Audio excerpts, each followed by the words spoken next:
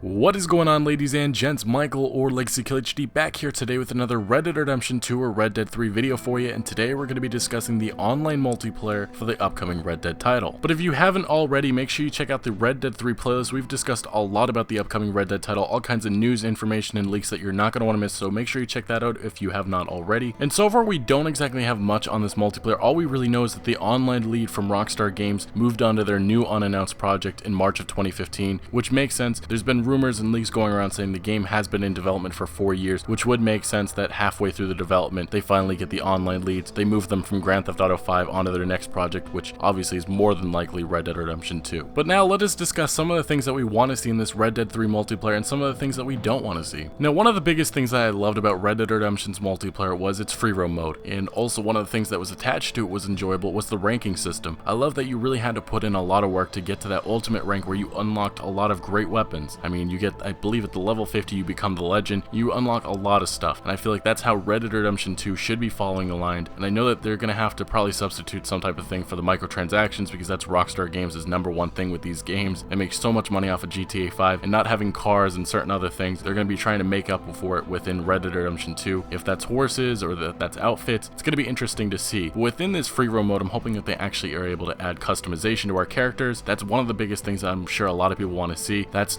also why I'm not exactly sure if they're going to be able to add all these characters that they added on with each tier. Maybe that'll be an addition that they can add, but I know a lot of people are going to be looking to make their own character up, and that's one of the things that I believe that Rockstar Games is going to be finally introducing, just because it's one of the most popular things within a lot of video games nowadays. But to summarize my point on the ranking system, it makes the most sense to include this once again, just because your player over time will be able to build a reputation, which translates to ranking, and you get better weapons, which makes the most sense. So by the time you get to that ultimate level, you've more than likely earned that legend status. But as most of you guys already know, GTA Online on PS4 and Xbox One included some sort of customization, but this time around I'm guessing that Rockstar Games is going to be going on full-on customization this time around, which will definitely be a pro for a lot of us players that actually want to design our characters to look like what we look like. And before, it wasn't necessarily possible because of the fact that the consoles before had limitations, the PS3 and the Xbox 360, and now as we move to the full-on next-gen titles, and Rockstar Games in a lot of senses just ported GTA 5 over to the Xbox One and PS4, this time around they're probably just going to be designing the game for the Xbox One and PS4 alone, hopefully the PC too. But this time around there's going to be a lot more features included. That's why I think this title is going to give us a hint to what we have in store with some of the other titles that'll be coming out later on, such as maybe a GTA 6 or even a Bully sequel. But let me know what you guys think in the comment section below. Do you want full customization, and what do you expect with this ranking system? Now let us move on to the next topic, and that is Heists. One of the best things that was introduced into GTA 5 was Heists, and it's going to make a perfect translation over to Red Dead Redemption 2, and being able to build up a gang and actually take out some of these places is going to be a lot of fun with our characters. It's got to be included just because it's one of those key features that Rockstar Games introduced into GTA Online. It took forever to get, but once it came, it was a lot of fun to do. And let's be honest, one of the best things about being an outlaw is robbing banks and heists. And one of the key features that was missing from Red Dead Redemption was that exact feature, and that probably was just because of the console limitations, but this time around we want to become the full-on legendary outlaw that we can become. But it will definitely be interesting seeing what Rockstar Games can substitute for loot, because as most of you guys know, they had cars, they had planes, they had all kinds of different things that they could add on to GTA Online, but this time around it's going to be a little different with Red Dead. So what exactly could they include? I mean, they're going to be able to add obviously money and some types of guns and weapons, but there's also going to be other things that people are going to want to see. I'm sure that they'll be adding horses, but maybe there'll be some new additions that'd be pretty cool. Maybe properties, that'd be one of the things that I'd really love to see, and possibly camos for some of these weapons, such as that Golden Guns DLC that came out for Red Dead Redemption. I'm not exactly too crazy about that, but I'm sure some players would love to see that. And lastly, maybe we'll be able to earn boats. I mean, as you guys can see from that Red Dead Redemption 2 leaked map, we have a lot of ocean to explore, and this begs the question, maybe we'll be able to earn different types of boats, such as a little rowboat to a huge United States Army military ship. And just imagine the player versus player battles that could ensue from this. There'd be non-stop action. Imagine bringing your friends to the sea and taking down every enemy in sight and claiming King of the Sea. Nonetheless, let's move on to our last topic of the day, and that is fort building. I've brushed on this a little bit in the past, and it's one of those things that I feel like it really could work. I don't mean Fallout 4 settlement building, I mean where we actually can manage this and build it up over time as we earn ranking, or we earn money where we're actually able to upgrade our fort. And each upgrade would probably give us more protection and more defense against enemies trying to take down our fort. And once again, just another fun addition that you could bring to player versus player action. Anyway, I want to thank you so much for watching. Make sure you smack that like button if you did enjoy the video or found any informative value. Also, drop down in the comment section below. Let me know what your thoughts are on the online multiplayer. What do you want to see? What do you not want to see? But if you haven't already, make sure you subscribe for a lot more Red Dead Redemption 2 content to come. come, and I'll see you guys later.